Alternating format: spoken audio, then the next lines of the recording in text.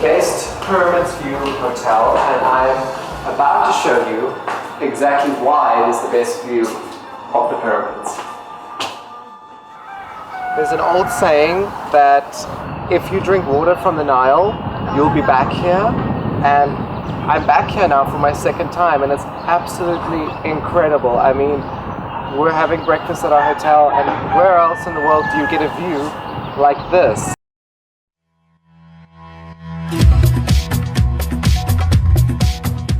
In this 4-part series, we explore a land filled with wonder, mystery, and beauty. From temples to pharaohs and queens and tombs filled with gold.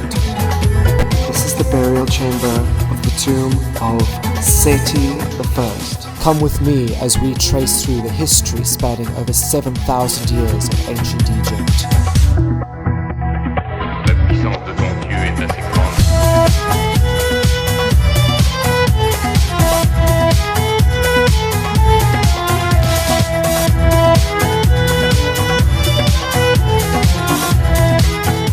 Has resurrected Osiris. With special access to tombs, monuments, and artifacts that many people have never seen or heard of before.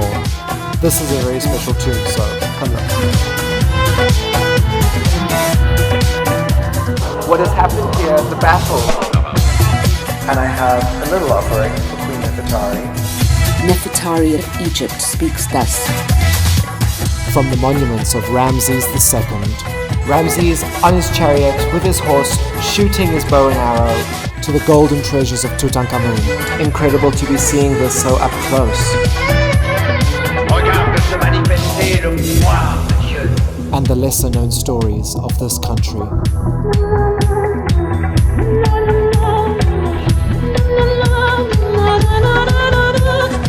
Nefertiti and Akhenaten, the real Cleopatra.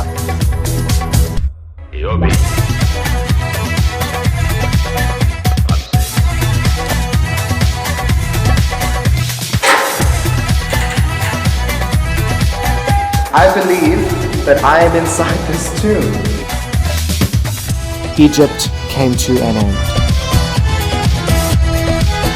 Come discover the history of Egypt through the ages.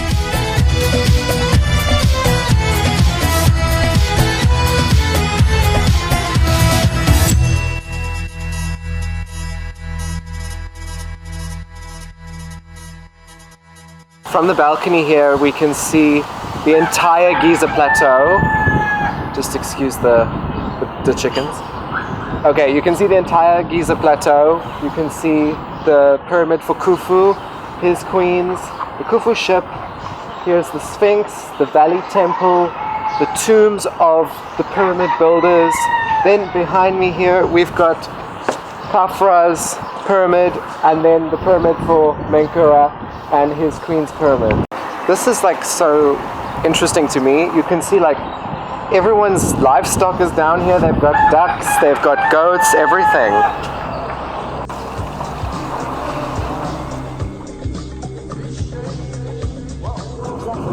There are a lot of car crashes in Cairo.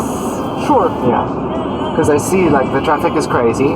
But I see on everybody's car, on the sides, there's a scratch. Yeah. Everybody. Everybody. Yeah. And they call that the Cairo kiss, am I right? Yes. Our first visit is to the world's first ever pyramid and the world's first ever stone structure at Saqqara, dating back to 2600 BC. This is the Imhotep Museum, which is named after the architect of the step pyramid for Pharaoh Zoser. And as you walk in here, it's so amazing, greeted by, it's not much to look at. It's a little statue of Zoser, of Imhotep I mean. And if you look here, he's not here, but all we have is his feet. And at the bottom here, you can see the remnants of his name, Imhotep. Imhotep was a physician, an architect, and an advisor to Pharaoh Zoser. And in the 3rd dynasty, when Pharaoh Zoser decided he wanted to change from the traditional mastaba tombs to have something a bit grander, Him and Imhotep came up with the first ever step pyramid, which was also the first ever stone structure in the world. And Imhotep really was an amazing man. He invented so many of healing methods that we still use today. This man was still celebrated up until the Ptolemaic times for being the inventor of architecture. It's quite unfortunate that we only have a few statues and a few images of Imhotep remaining. We don't even know where his tomb is, but Imhotep actually is one of the most important people in Egyptian history, because if it wasn't for him, we wouldn't have these pyramids and things that we see today.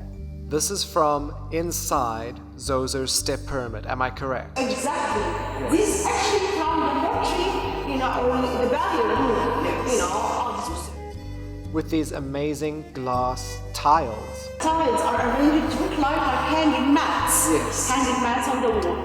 Because the old tombs were actually meant to be designed like the house of the dead. That's where their spirit would live. When you look at this wooden scaffolding of how they're restoring the pyramid, it really lets you think about how it was when they were building this amazing structure. The first tombs were known as mastabas and were usually built as rectangular structures above the ground. The first mastaba, it had like a certain dimension. It was Then they rectangular, it was expanded- not square. Yeah. Then they expanded it from two sides to be like square. Yes. Okay. So over here, you see? First, second. Yes. Yeah. And the outer casing where it's fallen away, Yeah. which was stolen as well. Yeah. Stolen or taken to be used in other Other buildings. things, Yeah. yeah. Still kind of robbery as well. Still robbery. Yeah.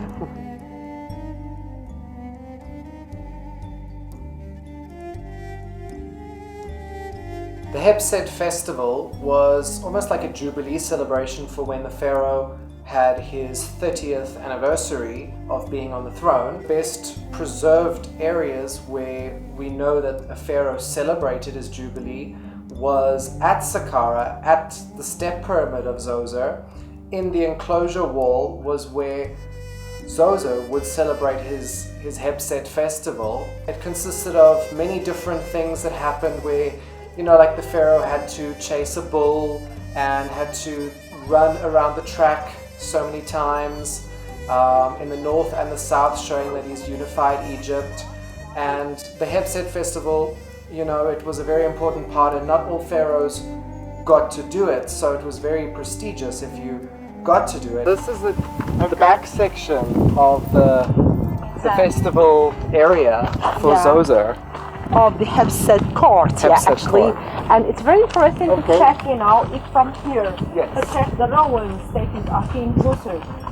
So this is King Zoser. Yeah, and the most interesting point, not the perfection we are seeing of these statues, actually Symbolic. the symbolic, yeah. Here you are seeing a certain, royal pose.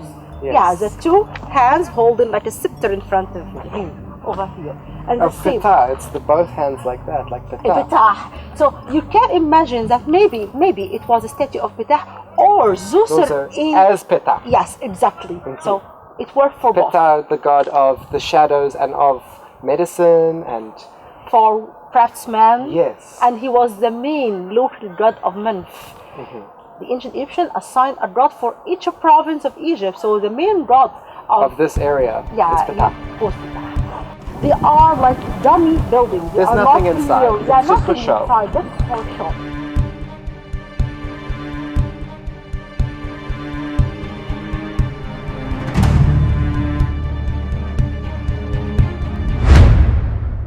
We're not exactly sure where Egypt came from. I mean, they didn't just spring out the ground, but we can trace it as far back as almost 7,000 years ago, where we have a tribe in the Libyan desert and along the Mediterranean. And as the weather started to change and the climate started to change, what we have now as desert started to dry up where they were living, and they moved forward and forward and forward until they reached the Nile, where they settled. From the two Naqada tribes, which settled in the north and the south of Egypt, we had two major cities that were formed, known firstly as Nekhen in the south and Inu in the north, Heracleopolis and Heliopolis.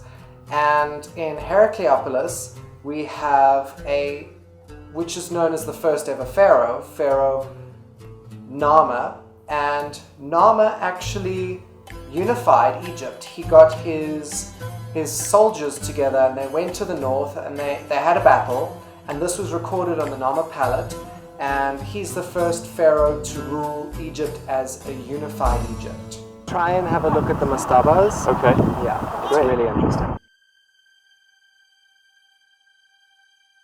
There's just something everywhere here at Saqqara. I mean, you walk down here and this is so beautiful. It's an entrance to a tomb, and you can see the door, all the hieroglyphics, the husband and his wife. You can still see the color on here. You can see it was red. Look, you can see the eyes with the eye makeup. The Egyptians built false doors, which were designed to look like doors, but for actually your spirit to pass between the afterlife and this life, because they believed your spirit could come in and out.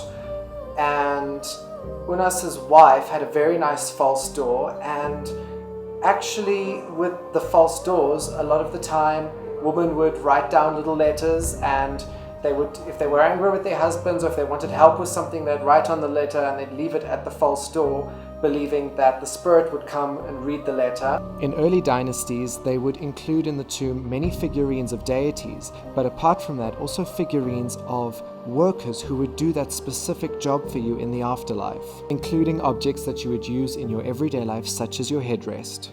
The servant would come and comb the hair all the way. Just like the hairdressers, And you can lie back and get your makeup done. Exactly. And for the men, they can lie back and get shaved. In higher ranking tombs, they would include life-size statues of the dead for their spirit to recognize themselves once they have passed on into the afterlife.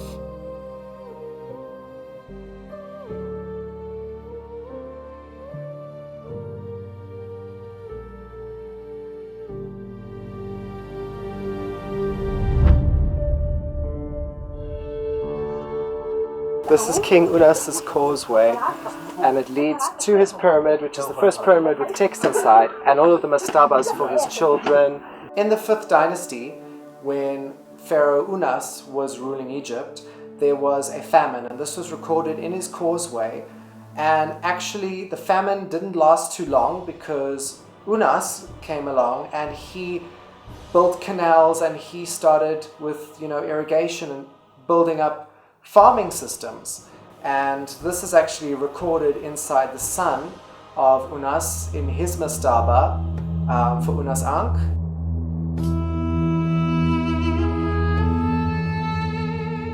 And inside Unas's daughter's tomb, we actually have images showing how prosperous Egypt was. We have vast amounts of cattle, fishing in the Nile, and Unas really turned Egypt around at that stage and brought the country to what would continue as a very prosperous country.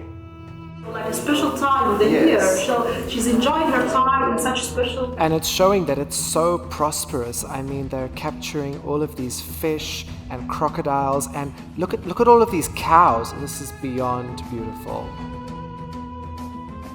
The green, because that's very special. Exactly, because you're not used to see the radish color, the yellow color. For the green color, it's unique to find that color. And look at this jackal. I mean, that is a clear sign of Anubis.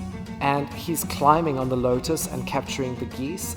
And look at all of these hunters here on the boats. The more you focus, the more details you find like a butterfly. What did the butterfly represent? Is that the time of the year? It's, spring, yes. Yes. And Which today is still. Yeah. In the Nile, we can see here the hippos and the crocodiles with the boat above. And inside the boat is Princess Idut in full size with her lady-in-waiting by her knee, showing Idut's status in Egypt.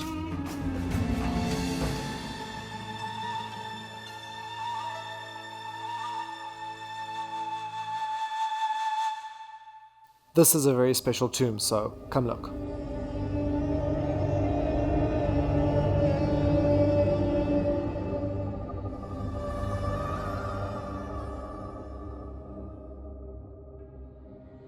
it's such full color. Yes. And all these statues of Representing him, represented him, in different stages of his life. And he's the butcher to the pharaoh. Yes, and he's the head of the butchers, not just a butcher. Irukata was the head butcher in the 6th dynasty, and actually what's very interesting, he was buried, as the Egyptians did this quite a lot, they buried them with things that they believed they need in the afterlife, and as Irukata was the butcher, he was buried with hordes of raw meat. And the strange thing is, when you go into his tomb, even to today, the raw meat smell is still there, and it's crazy to think that something like 4,000 years ago, we have the smell of raw meat, and we can still smell how that tomb smelled like. He was buried with meat. Wow. And look at his ceiling. Even his ceiling is still painted. Don't be fooled by the beauty of this tomb. It is rumored to be highly haunted, so treat it with the utmost respect if allowed to enter. You can see here at this stage in his life he decided to grow a little moustache, so he's got a little moustache here.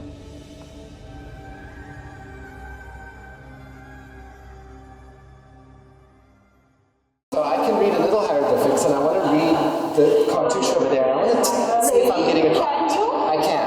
I can't believe it. Okay. Okay. So we've got Ka, Yes, exactly. Nefer, Yeah. Nefera. Yeah, perfect. Yes. Is It's it how good? you read it. It's not just good, it's perfect, And it's the beautiful spirit of Ra. Yes.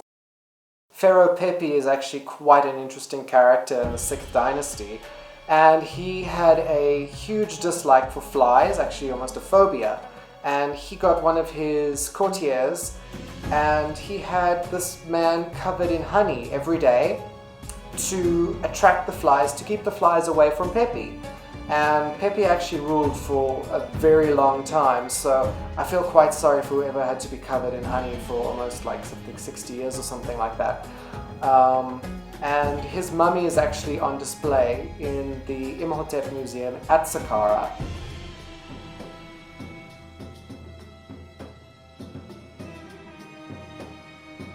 Many of the farming techniques used today are the same as used by the ancient Egyptians, and going around Saqqara you get an idea of how historical this place actually is. King Snefru actually built himself 3 pyramids because after Zoser and everything, they were trying to perfect the pyramid style from going away from a step pyramid to a smooth pyramid. However, he was not very successful. If we see here in these photos, this is one that he built. They actually built it almost like a step pyramid, and they realized that it was crumbling in. So this one of Snefru, he abandoned. Then Snefru built this one, which is called the bent pyramid, and it has these bent sides because they were building it at too much of a steep angle and all the rocks were falling off, and they had to change the angle of the building. Actually, Snefru, when he saw the bent pyramid, he was not happy again, and he abandoned this pyramid at Dashur. After that one, they perfected it, and they built this pyramid, which is known as the Red Pyramid. Snefru had a son, and his son succeeded him on the throne, and he is known as Pharaoh Khufu, and he's the builder of the Great Pyramid, the biggest pyramid that was ever built. And it's very ironic because we don't know a lot about Khufu because there's not much written about him, but we have a very interesting statue which is only a few centimeters tall of Khufu, made out of ivory, and this was actually found at the base of the pyramid inside his mother's tomb. And we actually know more about Khufu's mother than we actually know about Khufu, the builder of the biggest monument in Egypt.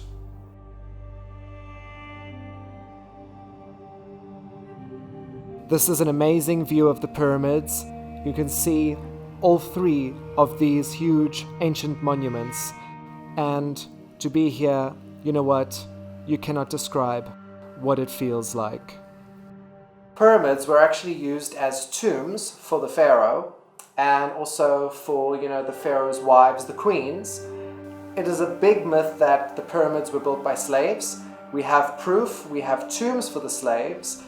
Well, they weren't slaves, they were workers, because if they were slaves, they were not given a tomb.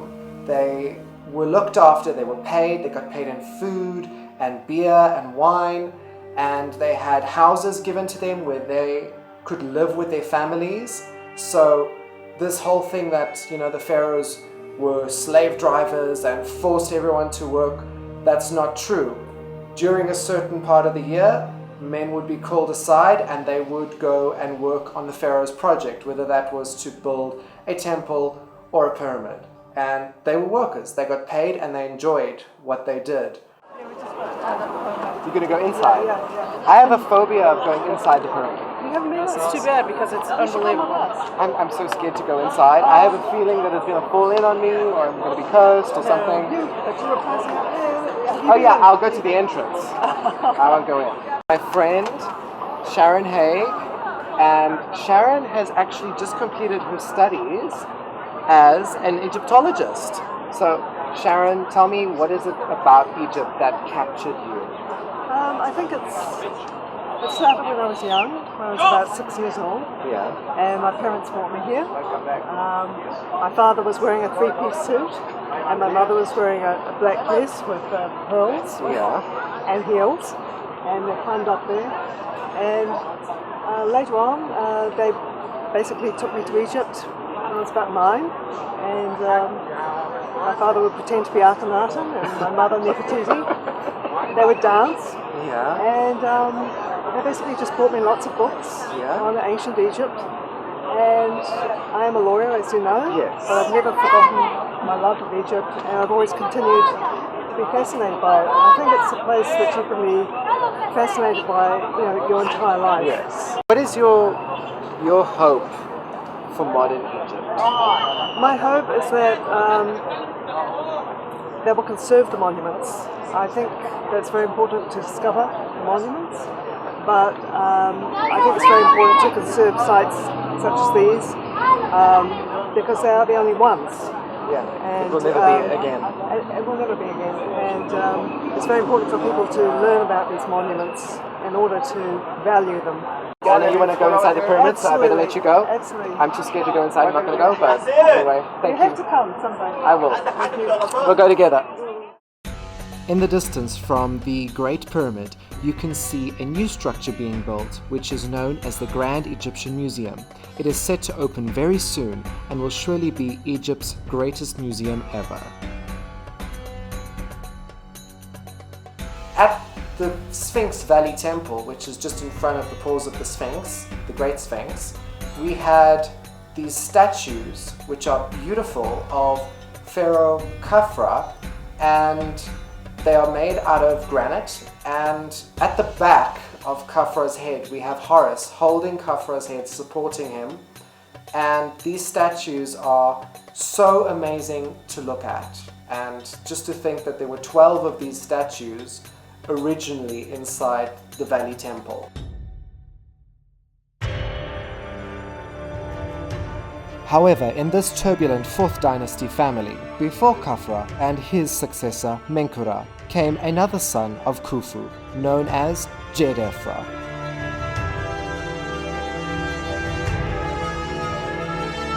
Djedefre felt a little pushed out by the family, and he wanted to try and build a bigger pyramid than his father Khufu, and he moved his pyramid just a little to the side above on a hill, because he believed if he was on a hill, his pyramid would actually be taller. His pyramid was not actually even near the size of Khufu's pyramid. One theory is that Djedefre is the one whose face is on the Sphinx. Personally, I like to believe that the face on the Sphinx is of Khafra, because it resembles him the most, and it's almost exactly in line with Khafra's pyramid. But we do know that Djedefre tried to feel closer to his father, and he actually buried 2 ships at the base of Khufu's pyramid, which we still have intact. And Djedefre was almost like the outcast, but he tried to really connect back with his family. The Sphinx is so beautiful at sunset, you can literally see almost all the other colors that it had because it was originally painted. The Sphinx's nose was not broken by Napoleon. In fact, it was broken by an Arabian army general long before Napoleon visited Egypt. The back of the Sphinx, you can see everywhere where the Romans came in and they tried to repair the Sphinx because this is carved out of the solid rock here, so it's had a lot of damage, and you've got to try and repair these things, obviously, to preserve it. And you can see all of the layers here, and it goes back up until we get to the back of the head where we see the pharaoh wearing the Nemes headdress. The back has fallen off, but you can still see the lock on the back of the Sphinx's neck where it was held on, where it was holding on to the back of the headdress. And all the details are still here of the pleats in the headdress. With the golden sunset right now, it's just incredible to look at.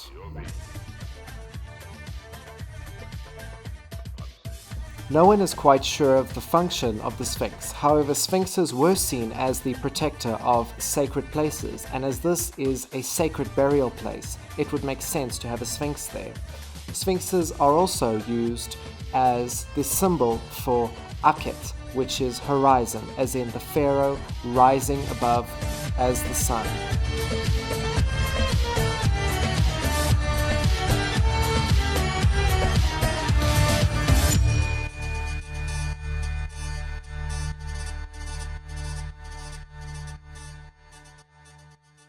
Here we have the death mask for Pharaoh Hor-Ewibra. It was found in his tomb at Dashur, and this is the death mask of the pharaoh with the Ka statue. We're going to show you the Ka statue a little bit later. The color of this statue symbolizes the god Osiris and rebirth. But to tell us more about Montuhotep, I have roped in my friend and Egyptologist from New Zealand, Sharon Haig, to tell us a little bit more info about the 11th dynasty and its intermediate period, and to tell us more about the temple next to Hatshepsut. Hatshepsut's is like that, and then his is just this tiny temple to the left of hers. Montuhotep is in the corner. He's the one who starts the building at Diabari. Often debated, they think that it's a pyramid in the centre of the temple. But there's no pyramid left, but you can see a structure in the middle of the temple. I think one of the most significant finds at the temple, or the surrounding temple, is the burial of 60 young men who appear to have been warriors. They were killed in battle, and parts of them were discovered. They are actually high up in another tomb, which you can see, but you would need special permission for. There isn't anything in there except bones and wrapping.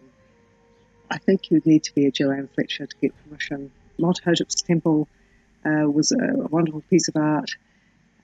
The art hadn't actually reached its zenith. It did later on. But in any case, Montuhotep united Egypt, both Upper and Lower Egypt. I think the most significant sculpture associated with him is that very large Ka statue, which was discovered by Howard Carter, the discoverer of Tutankhamun's tomb. And you can still see this sculpture in the Cairo Museum. It's black, and all the limbs and the body are black, and the king is covered in white, and he's wearing a red crown. It's very striking. Some people think it's chunky, some people think it's clumsy. It hasn't, just because it's not refined like a lot of the art in the Middle Kingdom. But I think it's very striking when you see it. It's possible that Montuhotep did not have any heirs, which is why Amenemhat was the designated successor. He hijacks the literature, so to speak, by bringing in something called the prophecy of Nefertiti. And in this piece of literature, a man called Ameni, who is a commoner, has been prophesied to be Pharaoh. In any case, he starts to be a very good king, and he establishes a dynasty which is considered to be the high point of the Middle Kingdom. So the literature starts off with something like the prophecy of Nefertiti. You have the Tale of Sinewy. You also have instructions of Amenemhat, which is an interesting piece of work because it points to his assassination. So there's a great deal of manipulation by the pharaohs in the literature as much as anything else.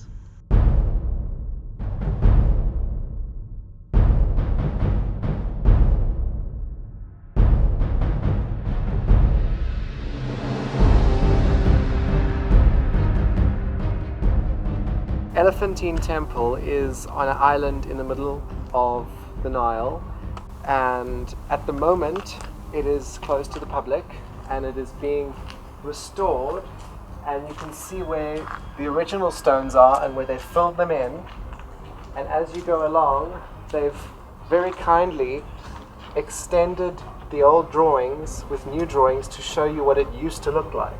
So this temple should be opened very soon to show to everyone, but it's actually quite amazing how they are able to restore it for people to view. Senusert III, or Sesostris III, was the pharaoh in the 12th dynasty, and he's very famous for his statues. He looks very displeased, but he was actually an amazing pharaoh, and he led wars into Nubia to go and conquer this African country below Egypt. This chapel is built by Sesostris III. It's the feet of Sesostris III. The top of this is actually inside the British Museum now. He went into Nubia and he wanted to get the gold. And because of Sesostris's efforts with the Nubians, they actually became allies, and Nubia then became a very strong part of the Egyptian culture. We're going to go into the basement to have a look underneath the temple. It's quite impressive, so let's go. There's a lot of bats, so let's make it fast.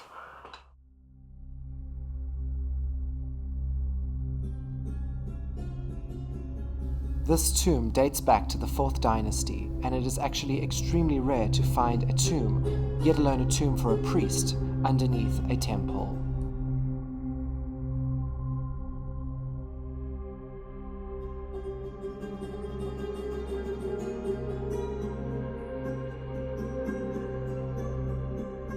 The son of Sesostris III was Amenemhat III. Amenemhat actually built this pyramid originally. It doesn't even look like a pyramid anymore, actually it just looks like a mud mountain, because this was built out of mud brick, and yeah, it doesn't look that great. So he abandoned this one and moved all the way to Hawara near Fayum and built this pyramid also out of mud brick and limestone, and this is actually where Amenemhat decided to use as his tomb. He built canals and also expanded Egypt's agricultural status, and even explored the land of Punt, which is now known as Ethiopia. When you dismantle the name Amenemhat, as I explained before, their names related with their gods. Yes. Tahutmas, Wisserma'ikra, Tutankhamen. After Amenemhat IV came a female pharaoh, and this woman was known as Sobek Neferu, which meant the beautiful one of Sobek, the crocodile god. And actually Sobek Neferu was the sister of Amenemhat IV, as Amenemhat IV did not actually have any children. But Egypt at this stage was still not very accepting of a first female pharaoh, and unfortunately Sobek Neferu only ruled for 3 years, and after she died she was buried in her father's pyramid for Amenemhat III, and actually a few of the other family members were buried in this same pyramid. This is Sobek Neferu, the first ever recorded female pharaoh, but unfortunately all of her statues have been defaced. As we know, defacing a statue took your name out of history and almost refused you the pass to get into the afterlife. They were not happy that a woman was pharaoh. Same with Hatshepsut, and they tried to destroy her image out of history. This one, even worse. Not even the nose. The cobra, the symbol of the pharaohs, was taken away, and almost her entire face was taken away. But this woman really led the path for a series of female pharaohs which would come to follow in her footsteps years and years later.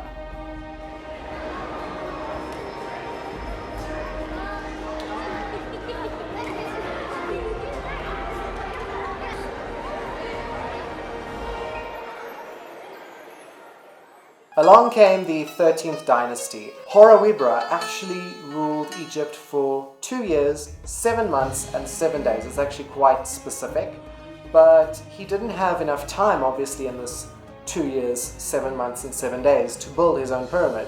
That's why he was busy restoring the pyramid of Amenemhat III. Actually, in the 13th dynasty, building pyramids was still quite common practice. They had 3 forms for your spirit: the Ka, the Ba, and the Ah. The Ka was your bodily spirit. The Ba was what your spirit became to travel to the afterlife. And the Ah was your spirit once you had reached heaven. Really represented in his Ka statue. The Ka is the spirit with the hands on the head. It's made of wood. And this is a unique statue because there is no other statue of a king with the Ka.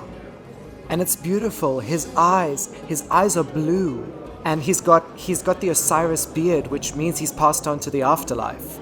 And people walk past this statue all the time, and they never pay attention to it. But this is so important, this statue. Like a wooden statue, found in such perfection. With just a few cracks. And he still has some gold on his necklace. It's beautiful. If someone broke into his tomb, his eyes would reflect the sunlight and he would come alive. That's the curse, yeah.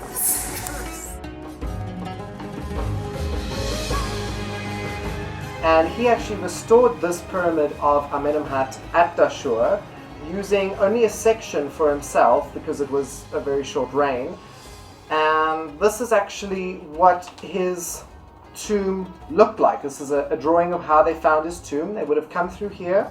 Here would have been his statue, the Ka statue, along with a few chairs and some funerary objects, moving along to his stone sarcophagus with his wooden sarcophagus on the inside. At the end here are his canopic jars in this shaft tomb inside a pyramid. And actually underneath the wooden sarcophagus we had his body with his death mask. This is the death mask for Horowibra, which they found. It's made out of wood, glass and brass actually. So these are just a few objects that they found in his tomb, like his veil, the necklaces. This would have been his pectoral necklace that he wore with Horus on either side, which tied at the back. Let us jump forward to the 18th dynasty. In 1500 BC, Egypt yet again was faced with another problem. The Pharaoh Thutmosis II had died, and his son Thutmosis III was far too young to rule Egypt. However, his stepmother Hatshepsut stepped in and basically took the role as Pharaoh. Hatshepsut explored quite a lot during her time. She brought back plants and food and spices and perfumes from all over, including Ethiopia, Punt, and she sent her stepson, Thutmosis III, out to defend the country when he was older.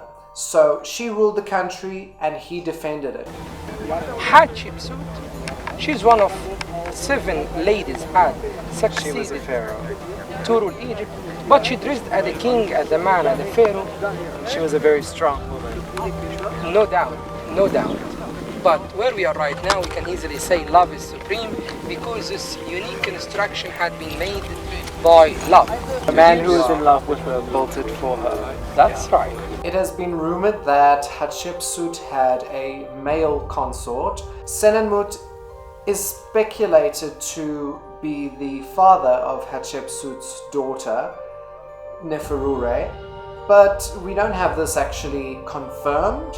But there are quite a few statues of Senenmut with Neferure on his lap, and this is very symbolic to actually show that he might be the father. However, Hatshepsut died and Thutmose III took the throne as the rightful ruler of Egypt. He took away Hatshepsut's name. The big obelisk that Hatshepsut built, Hatshepsut being the first person to build the obelisks, he took her name off it, he took her name off temples, and just wanted to try and take her out of history because he believed she was not the rightful pharaoh. He believed he was the rightful pharaoh and that she should have just been not so involved, but you know, he was too young, so she was actually doing a good thing. This granite sphinx of the queen and pharaoh Hatshepsut is quite beautiful yet imposing at the same time. Here we see Hatshepsut wearing the Nemes headdress and the same regalia representing herself as a king. People were not pleased that a woman was pharaoh, and this was to be devastating for Hatshepsut's name in history.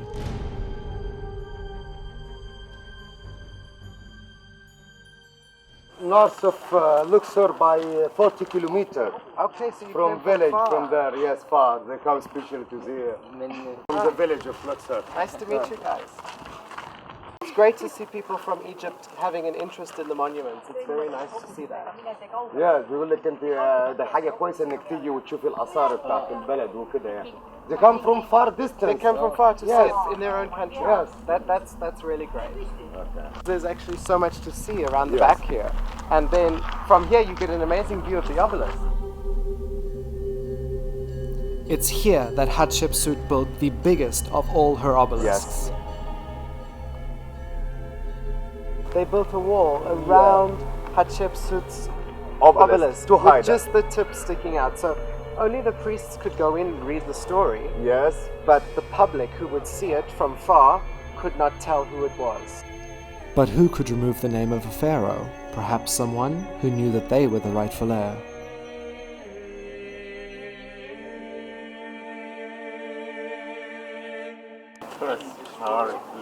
Thank you. Nice to meet you.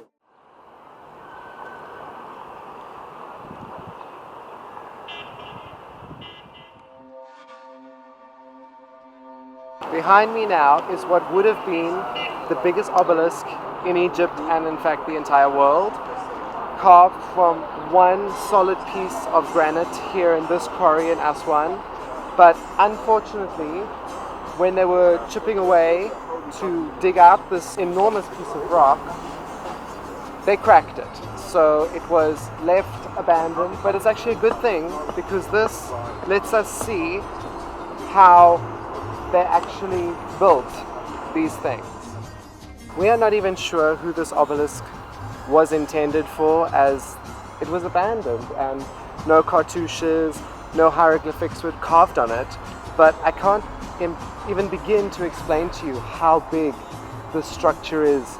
You actually have to be here to see the size of it.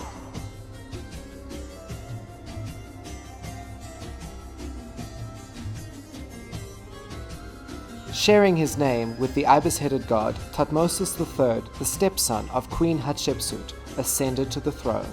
Thoth was known as the god of writing, the god of the scribes.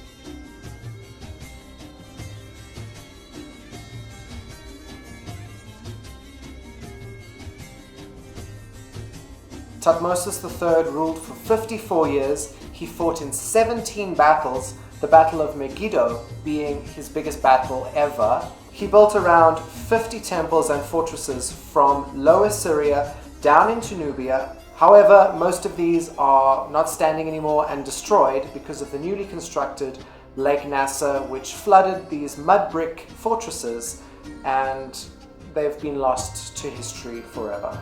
Look at the nose. It's perfect. Super perfect. No mistakes at all. You can even see all the lines. All the line in his beard, the size between this eye and this eye is perfect.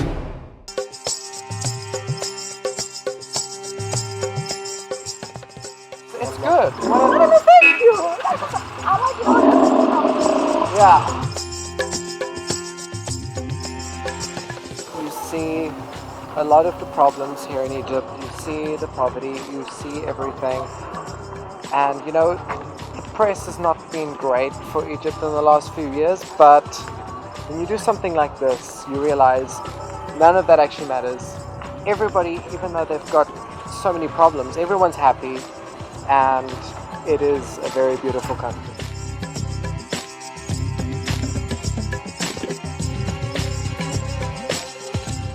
This view of the pyramids in the back, it makes you think how it must have been 5,000 years ago, looking at these things. You just can't take it in, and the sheer size, it's so beautiful.